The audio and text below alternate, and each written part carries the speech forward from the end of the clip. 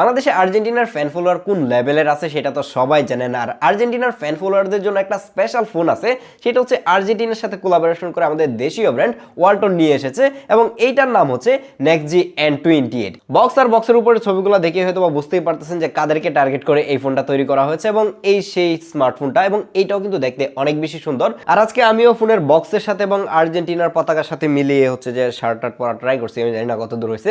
যাই হোক, এই ফোনটা কি শুধুমাত্র আর্জেন্টিনার সাথে কোলাবোরেশন করে মেসির ছবিটাই লাগাই দিছে নাকি এটার ভিতরে মাল মশলা কিছু আছে সেটাই আজকে আপনাদেরকে জানাবো। বাই দ্য ওয়ে, এটার প্রাইসটা আগে একটু বলে নেই। 4128 জিবির প্রাইস রাখা হয়েছে 16,299 টাকা এবং এই বাজেটে এই ফোনটা কি অফার করতেছে সেটাই দেখবো। তার আগে চলুন দেখি আর বক্সের মধ্যে কি কি আছে। আর ওয়ালটনের বক্স আমার কাছে বরাবরই স্পেশাল লাগে, কারণ তাদের বক্সের মধ্যে অনেক অ্যাক্সেসরিজ পাওয়া যায়। আজকাল তো স্মার্টফোন কোম্পানিগুলো বক্স থেকে কেবলটা পর্যন্ত সরাই দিতেছে, সেই জায়গায় প্রথমে আপনি ওয়ালটনের বক্সের মধ্যে পেয়ে যাবেন এটার একটা টিপিইউ কেস, যেই কেসটার কালারটাও একটু ইউনিক এবং এই কালারটাই আমার কাছে বেশি ভালো লেগেছে, কারণ ট্রান্সপারেন্ট যে কালারগুলো রয়েছে সেগুলো কিন্তু খুব দ্রুত ইয়েলো হয়ে যায়। দেন আপনি এটার বক্সের মধ্যে একটা 18 ওয়াটের ফাস্ট চার্জার পেয়ে যাচ্ছেন এবং চার্জিং কেবল পাচ্ছেন। এর বক্সের মধ্যে যে জিনিসটা আমার কাছে স্পেশাল লেগেছে সেটা হচ্ছে যে এর বক্সে একটা স্ক্রিন প্রটেক্টর পাবেন, যেটা কিন্তু অন্য কোনো স্মার্টফোনের বক্সের মধ্যে পাওয়াই যায় না। নাও বক্সটাকে সাইডে রেখে কথা বলা যাক এটার ডিজাইনকে নিয়ে। এটার ডিজাইন আমার কাছে পার্সোনালি অনেক বেশি ভালো লেগেছে। এর অন্যতম একটা কারণ হচ্ছে যে এটা হচ্ছে আমার প্রাইমারি ডিভাইস এবং দেখে হয়তো বুঝতেই পারছেন যে এটা কোন ডিভাইস, নামটা নাই বলি, যার কারণে এটার ডিজাইন আমার কাছে ভালো লেগেছে। ব্যাক সাইড থেকে দেখে অনেক বেশি প্রিমিয়াম লাগে, আর এটার মধ্যে একটা গ্রেডিয়েন্ট কালার ইউজ করা হচ্ছে, যার কারণে লাইটের রিফ্লেকশনে পড়লে দেখেন যে কেমন জানি কালারটা একটু চেঞ্জ হয় এবং এটাই আমার কাছে বেশি ভালো লাগে। এটা একদমই ডিপ ব্লুর মধ্যে একটা ব্ল্যাক কালারের যে মানে গ্রেডিয়েন্ট রয়েছে সেটা দেওয়া হচ্ছে এবং যার কারণে কিন্তু লাইটের রিফ্লেকশন পড়লে খুবই সুন্দর দেখা যায়। ব্যাক সাইডে দেখে মনে হচ্ছে যে জায়গায় 3টা ক্যামেরা ইউজ করা আছে, কিন্তু না, কাজের ক্যামেরা কিন্তু একটাই, যেটা নিয়ে একটু পরে আমরা কথা বলবো। দেন যদি আপনি বটম সাইডে আসেন তাহলে এই জায়গায় পাচ্ছেন হচ্ছে 3.5mm অডিও জ্যাক, যে জিনিসটা আজকালের স্মার্টফোনের মধ্যে দেখাই যায় না। এই জিনিসটা বাজেট রেঞ্জের স্মার্টফোনের মধ্যে অবশ্যই থাকা উচিত, কারণ যারা 15,000 টাকা দিয়ে একটা স্মার্টফোন কিনবে তারা 3-4 হাজার টাকা দিয়ে একটা TWS কখনোই কিনবে না। তারা হয়তো বা 200 কিংবা 1000 টাকা দিয়ে একটা ইয়ারফোন কিনবে, যেটা সাউন্ড কোয়ালিটিও খুবই ভালো হবে এবং মাইক্রোফোনটাও ভালো হবে, যাতে করে খুব ইজিলি এটা দিয়ে কথা বলা যায়। তার পাশেই হচ্ছে যে মাইক্রোফোন থাকছে এবং USB টাইপ সি পোর্ট এবং main speaker. By the way, এরকম বাজেট রেঞ্জের একটা ফোনের মধ্যেও কিন্তু স্টেরিও স্পিকার ইউজ করা হয়েছে, আর এই স্টেরিও স্পিকারের জন্য আলাদা একটা গ্রিলই কিন্তু টপ সাইডে দেওয়া রয়েছে। টপ সাইডে যদিও কিনা নয়েজ ক্যান্সেলেশন মাইক্রোফোন থাকছে না।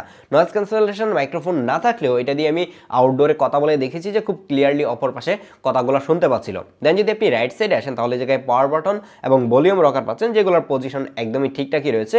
এরকম বড় সাইজের ফোনগুলোর পাওয়ার বাটন এবং ভলিউম রকারগুলো একটু উপরের দিকে হয় এবং এটা খুব ইজিলি কিন্তু রিচ করা যায়। এই পাওয়ার বাটনের মধ্যে ফিঙ্গারপ্রিন্ট সেন্সরটা রয়েছে এবং এইটা খুব বেশি ফাস্ট যে তা বলবো না, কিছুটা অ্যানিমেশন ডিলে আছে, বাট কোনো অবস্থাতেই মিস করতে দেখে নাই। হাত একটু গেমে গেলেও খুব ইজিলি কিন্তু এটা আনলক করতে পারে। আমার কাছে মনে হয় যে এটা হয়তো সফটওয়্যার আপডেট দিলে সামনে গিয়ে আরো ফিক্সড হতে পারে। দেন যদি এটা ডিসপ্লেটার দিকে তাকান তাহলে এই জায়গায় একটা 6.7 ইঞ্চির বিশাল বড় LCD প্যানেল পাচ্ছেন। হ্যাঁ, এই বাজেটের স্মার্টফোনগুলো নরমালি LCD প্যানেলই হয়ে থাকে, বাট LCD প্যানেল হলেও এর চারপাশে চিন বেজেলটা আর একটু ন্যারো আশা করেছিলাম, তাহলে দেখতে একটু বেশি প্রিমিয়াম লাগতো। যেহেতু এটা একটা LCD প্যানেল, যার কারণে এর যে মানে পাঁচল কাটারটা রয়েছে সেটার আশেপাশে একটু শেডও থাকবে, এটা একদমই নর্মাল। বাট এর যে নিচের দিকে চিনটা রয়েছে সেটা আরেকটু যদি ন্যারো হতো তাহলে বেশি ভালো হতো।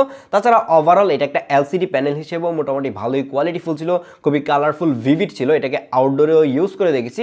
বাই দ্য ওয়ে, এটার মধ্যে কিন্তু 450 নিটের মতো হচ্ছে পিক ব্রাইটনেস, 500 নিটের একটু কম। তারপরেও দেখা যাচ্ছে যে আউটডোরে মোটামুটি ভালোভাবে ইউজ করা যায়। যখন ডিরেক্ট সানলাইটে গিয়ে ইউজ করছিলাম তখন মনে হচ্ছিল যে ব্রাইটনেসটা একটু বেশি হলে ভালো হতো। এটা একটা 720p HD রেজোলিউশনের ডিসপ্লে এবং 720p হওয়ার ফলে দেখা যাচ্ছিল যে ইউটিউবের যেই 1080p ফুল HD ভিডিওগুলো আছে সেগুলো খুব ইজিলি কিন্তু এটা প্লে করতে পারে, কিন্তু সেটা ফুল HD প্লে করলেও কেমন জানি একটু শার্পনেসের ঘাটতি মনে হয়। তাছাড়া যখন আপনি টেক্সট কিংবা নর্মাল ইউজ করবেন, আপনি যদি এর আগে কোনো ফ্ল্যাগশিপ ফোন ইউজ করেন কিংবা এই ফোনটাকে সেকেন্ডারি ফোন হিসেবে ইউজ করেন, তখন হয়তো আপনার কাছে একটু শার্পনেসের ঘাটতি মনে হতে পারে। কিন্তু যদি এমন কোনো ইউজার হয় যে হচ্ছে এর থেকেও মানে ওল্ডার কোনো ফোন ইউজ করতো কিংবা সে প্রথমবারের মতো স্মার্টফোন ইউজ করে, তাহলে হয়তো সে এই ব্যাপারগুলো খুব একটা নোটিস করবে না। কিন্তু এটাতে যেহেতু 120 হার্জের হায়ার রিফ্রেশ রেট রয়েছে, যার কারণে কিন্তু ডিসপ্লেটা খুবই স্মুথ ছিল আর অ্যানিমেশনগুলো দেখতে খুবই ভালো লাগে। ম্যাক্সিমাম জায়গায় দেখা যাচ্ছে যে হচ্ছে যে 120 হার্জ কাজ করতেছে ঠিকঠাকভাবেই। আর এটাতে প্রসেসর হিসেবে ইউজ করা হয়েছে এই বাজারের জাতীয় প্রসেসর, সেটা হচ্ছে মিডিয়াটেক হেলিও G81 যে প্রসেসরটা রয়েছে সেটা।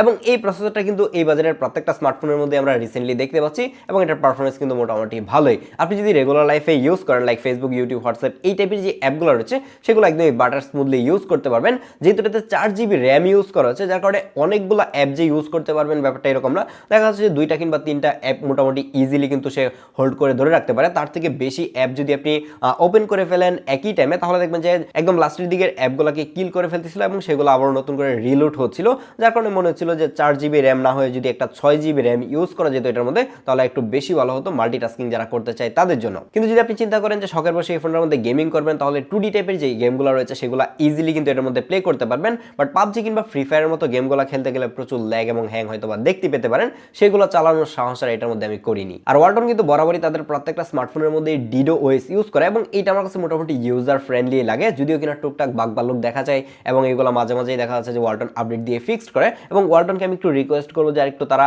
ফ্রিকুয়েন্টলি আপডেট দেওয়ার জন্য এবং তারা যে ফোনগুলো সেল করে মার্কেটে আসার পর একটু টেক কেয়ার করার জন্য, যে সেগুলোতে সফটওয়্যার রিলেটেড কোনো প্রবলেম হচ্ছে কিনা সেই ব্যাপারগুলো দেখে দেখে যদি ফিক্সড করে তাহলে আই থিঙ্ক একটু বেশি ভালো হবে।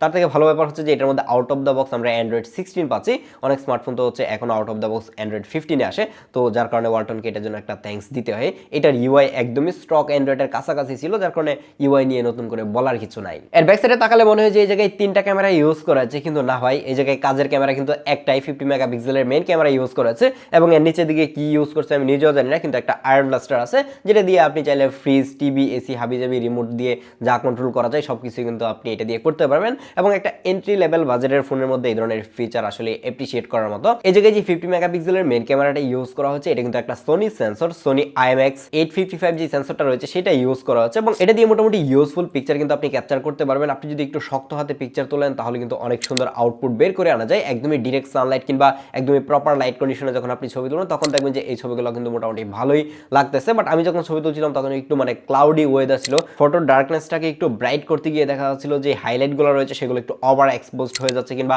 শ্যাডোগুলোর যে ডিটেলগুলো রয়েছে সেগুলো একটু নাই হয়ে যাচ্ছিল, এরকম একটু টুকটাক প্রবলেম পেয়েছি। তাছাড়া বাজেট অনুযায়ী এটার পিকচার কোয়ালিটি নিয়ে কমপ্লেন করার মতো খুব বেশি একটা সুযোগ কিন্তু এই জায়গায় থাকছে না, মোটামুটি ভালোই পিকচার কিন্তু ক্যাপচার করতে পারে। বাট আমার কাছে ভালো লেগেছে হচ্ছে এটার পোর্ট্রেট মোড, এটা দিয়ে অনেকগুলো পোর্ট্রেট ফটোগ্রাফি করেছে এবং পোর্ট্রেটের এইচডি টেক মোটামুটি ভালোই ছিল এবং দেখা যাচ্ছিল যে নর্মাল মোড থেকে পোর্ট্রেটের যে শার্পনেসটা সেটা আমার কাছে বেটার লেগেছে, ফেসটাকে একটু ভালোভাবে লাইট আপ করতে পারে, ব্রাইট করে এবং এই ব্রাইটনেসটাই হয়তো ম্যাক্সিমাম মানুষ পছন্দ করবে। এই স্যাম্পলগুলো দেখে আই থিঙ্ক নিজেরা একটা আইডিয়া করতে পেরেছেন। আর এর ফ্রন্টে থাকছে একটা 8 মেগাপিক্সেলের ক্যামেরা এবং এই বাজেটের অনেক ফোনেই রিসেন্টলি দেখা যাচ্ছে যে একটা 5 মেগাপিক্সেলের ক্যামেরা ধরায় দেয়, তো সেই জায়গায় ওয়ালটন এই জায়গায় একটা 8 মেগাপিক্সেলের ক্যামেরা ইউজ করেছে এবং এটার ফটোর কোয়ালিটিও মোটামুটি ভালোই বলবো, খুবই শার্প এবং ডিটেল পিকচার কিন্তু রাখতে পারে। বাট মেন ক্যামেরার মতো এর যে ফ্রন্ট ক্যামেরাটা রয়েছে সেটার মধ্যে টুকটাক মানে ওই যে ওভার এক্সপোজড করে ফেলার প্রবলেমটা আমি খুঁজে পেয়েছি এবং মাঝে মাঝে একটু ওভার এক্সপোজড হচ্ছিল আর কি। এই বাজেটের ফোনগুলো দিয়ে আই থিঙ্ক উড়াদুরা কেউ সেলফি তুলবে না, এইগুলো দিয়ে ম্যাক্সিমাম টাইম দেখা যাচ্ছে যে ভিডিও কলে ইউজ হবে, তো ভিডিও কলের কাজ আপনি খুব ইজিলি কিন্তু চালিয়ে নিতে পারবেন। আমার বয়স শুনে হয়তো বুঝতেই পারতেছেন যে একটু ঠান্ডা লেগে গেছে, যার কারণে কথাগুলো হয়তো বা ক্লিয়ারলি বোঝা নাও যেতে পারে,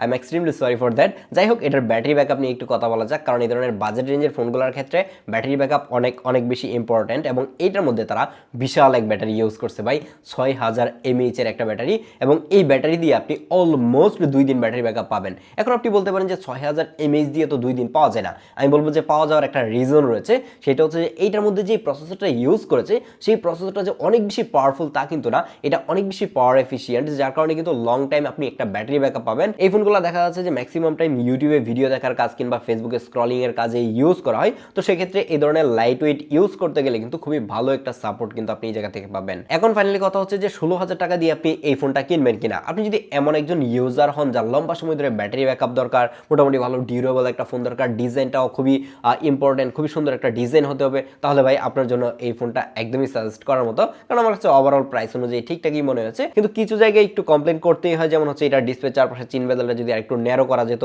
তাহলে দেখতে আরেকটু বেশি প্রিমিয়াম লাগতো, তার পাশাপাশি ক্যামেরাটা একটু আপগ্রেড করা যেত, কারণ সোনি সেন্সর ইউজ করা হয়েছে, তো সেই জায়গায় খুব ভালো একটা আউটপুট কিন্তু পাচ্ছিলাম না। তো এই দুইটা জিনিসই আমার কাছে একটু খারাপ লেগেছে। দেখা হচ্ছে পরবর্তী ভিডিওতে, সেই পর্যন্ত ভালো থাকবেন, সুস্থ থাকবেন।